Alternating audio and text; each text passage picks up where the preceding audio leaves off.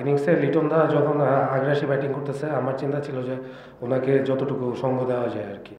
আর দাদা এই ব্রেকের টাইমে আমি নিজে নিজে আগে আগে প্র্যাকটিসে আসছে, ডেইলি প্র্যাকটিস করছে উনি। ওনার কনফিডেন্স বিল্ড আপ করার জন্য উনি যা কিছু প্রয়োজন সব কিছুই করছে। জিনিসটা অবশ্যই ফ্রাস্ট্রেটিং, কারণ অনেকগুলো ম্যাচ অলরেডি হয়ে গেছে। বাট আমরা জাস্ট একটা জয় খুঁজতেছিলাম, সেই জয়টা আসলে মানে হচ্ছে না কোনোরকমভাবে। কিছু একটা তো মিসিং হচ্ছে আমাদের।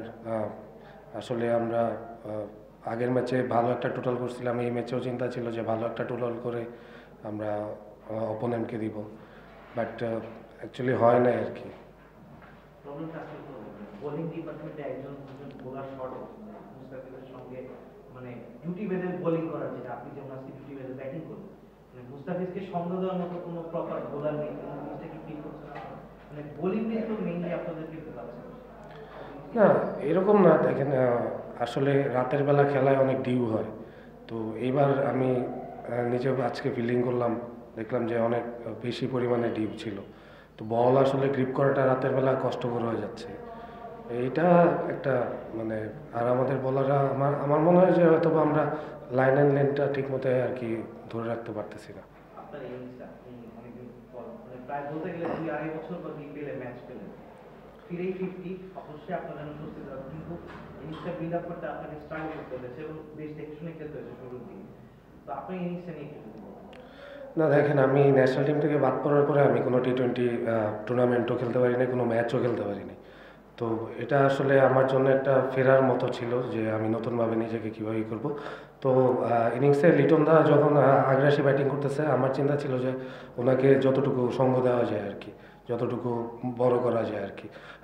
আসলে আমাদের পরে ব্যাটসম্যানরা ডেপথে অনেক ভালো, থিসারা আছে, সাব্বির ভাই আছে, সৈকত ভাই আছে, আরও যারা যারা আছে। তো সেই জন্য আমি চাচ্ছিলাম যে একটা মানে মোটামুটি দাদার সাথে ইনিংসটা যাতে ক্যারি করি। লিটন ভাই এই ম্যাচের আগে খুব প্রেসারে ছিলেন বলতে গেলে সোশ্যাল মিডিয়া বা সুজন ভাই সবাই বলেছেন যে একটা 30-40 লিটন ভাইকে ফর্মে ফেরাবে। আজকে ম্যাচের আগে উনি মানে বলতে গেলে প্রায় প্রেসারেই ছিলেন, গত ম্যাচটা উনি ছিলেন না। গত ম্যাচের ব্রেকটাই কি তাকে একটা ভালো মানে মেন্টাল স্টেটে নিয়ে আসছে কিনা? একটা ব্রেক দরকার ছিল তার। আর ব্যাটিং এর সময় উনি খুব ফ্লোতে ছিলেন, বেশ কয়েকটা ভালো বাউন্ডারি মেরেছেন। উনার ইনিংসটাকে আপনি ওই পাশ থেকে দেখেছেন, উনাকে কিভাবে ইভালুয়েট করবেন, উনি কি ভাবছিলেন বা বলছিলেন, কি আলোচনা করছিলেন? না, শুরু থেকেই দাদার ব্যাটের মাঝখানে লাগতেছিল, তো দ্যাটস ওয়াই। আর হচ্ছে ব্রেকডাউনের যে কথাটা বললেন, হ্যাঁ মাঝে মাঝে আমাদের হয় কি মেন্টালি আমরা একটু স্ট্রেসে পড়ে যাই, তখন একটু আসলে ব্রেকের দরকার পড়ে। আর দাদা এই ব্রেকের টাইমে আমি নিজে নিজে আগে আগে প্র্যাকটিসে আসছে, ডেইলি প্র্যাকটিস করছে উনি। ওনার কনফিডেন্স বিল্ড আপ করার জন্য উনি যা কিছু প্রয়োজন সব কিছুই করছে। তো আমার মনে হয় যে উনি ওনার এটা রিওয়ার্ড পাইছে। আপনাদের টিমের হেড কোচ, দেশের সেরা কোচ, দেশের সেরা কোচ বলা হয়, বাট স্যাডলি মানে টানা 16টা ম্যাচ উনি হারলেন। মানে অ্যাজ আ কোচ উনি কেমন ফিল করছেন? উনি কি এগুলো নিয়ে আলোচনা করছেন কিনা? প্লাস উনি কিভাবে চেষ্টা করছেন সবাইকে মোটিভেট করার? এখন টিমের অবস্থা কি? মানে 5-5টাই খেলেছে, সো এখন 7টা ম্যাচ আছে, obviously there is a chance it can be the Mumbai Indians. Okay, sorry. There is a chance that it can be the Mumbai Indians, but still there is a little hope. মানে কি possibility দেখছেন? না sir আসলে mentally কখনোই down হন না উনি।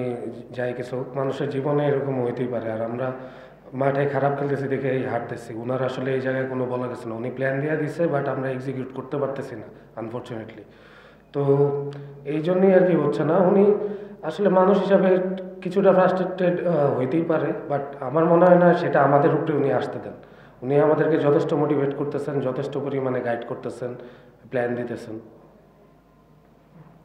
আচ্ছা, ঢাকা টিম নিয়ে গতদিন মুস্তাফিজ ভাই যেটা বলছিল যে ব্যাটিং এ ভালো করলে হয়তো বোলিং এ ভালো হচ্ছে না, বা বোলিং এ ভালো হলে ব্যাটিং এ ভালো হচ্ছে না, তিন বিভাগের কম্বিনেশনটা হচ্ছে না। গত ম্যাচে রান কম ছিল, কিন্তু এবার রান প্রায় 200 কাছাকাছি। তারপরেও হারটা কি লাখের উপর ছেড়ে দিচ্ছেন, না কোনো মানে গ্যাপটা কোন জায়গায় আপনার কাছে মনে হয়? না, এটা তো আমি অলরেডি ক্লিয়ার করে দিছি। আসলে এক্সিকিউট করতে পারতেছি না আমরা মাঠে যে প্রপারলি, দ্যাটস ওয়াই আমাদের জয়টা আসতেছে না। আর কিছু তো লাক ফেভার করতে হয় মাঝে মাঝে, তো সেই জিনিসটা হয়তো বা আমাদের আসলে হচ্ছে না আর কি। আপনার কাছে কি মনে হয়, মানে থিসারার জায়গায় বেশি ক্যাপ্টেন থাকলে একটু ভালো হতো। মানে তিসারা ফাইভ ফরেন ক্যাপ্টেন, মানে সব টিমেরই দেশি ক্যাপ্টেন থাকে। এটাও কি একটা প্রবলেমের বড় কারণ হতে পারে কিনা, বা উনি হয়তো টিম থেকে সবাইকে বুঝতে পারছেন না, বা উনি বাইরে থেকে এসেছেন, একজন দেশি ক্যাপ্টেনের দরকার ছিল। না না, আসলে ওনার ক্যাপ্টেন্সিতে আমি কোনো মানে প্রবলেম দেখতেছি না, বাট কমিউনিকেটের কোনো ঝামেলা হচ্ছে না। এটা টিম ম্যানেজমেন্টের ইচ্ছা যে ওনারা কাকে ক্যাপ্টেন্সি দিবেন না দিবেন না, সেই ব্যাপারে আমি আসলে কমেন্ট করতে পারি না। ভাই এটা আমার বর্তমান হিসেবে চালাই।